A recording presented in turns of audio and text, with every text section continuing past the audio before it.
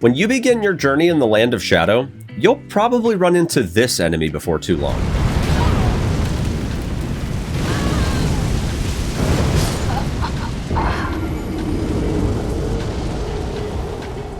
The Furnace Golems are colossal war machines of pure chaos, and when you get even remotely close to one, they'll begin throwing some pretty nasty volleys of flame at you. And if you manage to get close enough to attack one, you'll quickly realize that your attacks seem to do absolutely nothing to stop its onslaught. Oh, and also there's fire everywhere.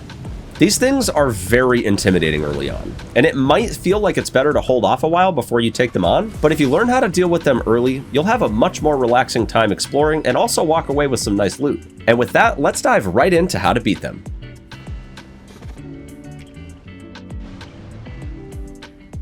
When dealing with the Furnace Golem, the first thing you'll want to do is look at its feet to determine if it's armored or not.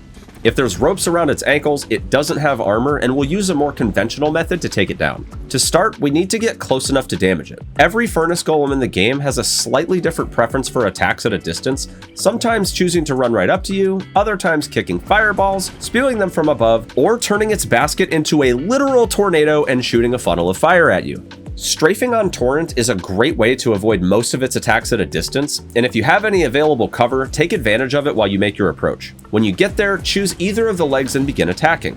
In melee range, Furnace Golems can perform a variety of attacks, but their most commonly used ability is their Flame Stomp. To avoid this, all you have to do is roll or jump as the flaming foot meets the ground. Another common ability they use is lighting both feet on fire together and doing a jumping slam attack, which causes an explosion in melee range and spreads fire out at a distance. You can evade this by getting far enough away from the explosion while the golem is charging up and jumping the fire as it spreads. They can kick fireballs in melee range as well, which can be rolled away from on either side. They may also decide to continue their barrage of fireballs on occasion, which I recommend avoiding by mounting on Torrent and running in a circle around the golem. There's also a grab attack, which is easily avoided by staying behind the golem as much as possible since it takes them a while to actually turn around and face you. If you do happen to be in front of it when the grab happens, it can be rolled after its hand reaches the ground. And finally, they have a smash attack that comes from its arms on either side, which can be rolled away from just before it makes contact. So now that we know how to avoid taking damage from it, how do we kill it? To actually defeat the unarmored golems, you'll need to build up enough stagger to break the posture of its legs repeatedly until it eventually loses its balance and falls over. You can technically just focus one leg, but in my experience, alternating legs between each posture break works a bit faster. Once the golem collapses, you can run up to its head and riposte. The golem will then get back up and resume the same attacks it was using before. To finish it off, simply rinse and repeat one more time. For casters, you may be able to attack its faceplate directly and avoid breaking its posture altogether, but keep in mind you'll always be in front of it and more prone to being hit. And that's it for defeating these golems. But what about the armored ones?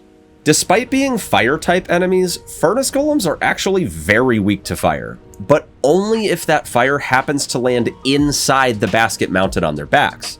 To take down an armored Furnace Golem, we'll need to be able to craft hefty fire pots or hefty furnace pots, which require the Greater Potentate's Cookbooks 1 and 2, shown here on the map in Gravesite Plain. Once you have those, you'll need to get a decent supply of hefty cracked pots, which are obtained in a variety of locations across the Land of Shadow. But if you want a quick supply of them, head over to Bellarat Jail for 3 and over to Bonnie Village for 2 more. Once you've got some pots made, you'll want to look for a spirit spring somewhere in the vicinity of the golem. That is the place where we will then attempt to lure the golem and proceed to play basket jar while avoiding bombardments of fire and the occasional swipe attack. If you're using hefty fire pots, you'll need to score 5 baskets to defeat the golem. And if you've managed to scrounge up the mats for the hefty furnace pots, you'll need just 3.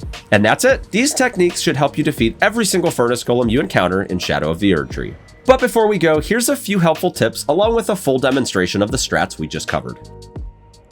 If you need to farm ingredients for your hefty fire and furnace pots, check out these locations. Red flesh mushrooms can be found along any of the roads in the Land of Shadow, but if you're looking for a solid early game farming spot, check out the 3-path cross Site of Grace. Within a few paces along any of the 3 roads, you'll find several mushrooms and can keep resetting them by resting or fast traveling to the Grace. There's 8 mushrooms in the area, so you should be able to stock up on them fairly quickly. For the Pyreflies, go to the Scorched Ruin Site of Grace and search the northeast corner of the ruins for 2 of them. To farm these effectively, you have to fast travel back to the Site of Grace as resting does not reset them. Just be careful of the enemies in the area as they may prevent you from being able to fast travel.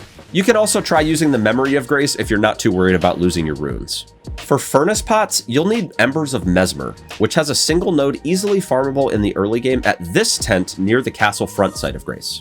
And for the furnace visages, well, you'll just have to get those from the golems themselves. There are actually a few locations where you can get furnace visages without killing the golems if you prefer that. If you want them, there's one in the basement in the Fort of Reprimand, 3 for giving Hornsent a scorpion stew in Scadu Altus, and if you manage to find the secret area in the Shadow Keep that takes you to the Furnace Golem Graveyard, you'll find quite a few of them there. And for my final tip, if you're really struggling with making those baskets, head up to your Spirit Spring, go to the ledge, and quit out. When you reload, the Furnace Golem's position will be conveniently nice and close, giving you a clean opportunity to throw your pots and secure the dub. And finally, here's a demonstration of the strategies we just covered.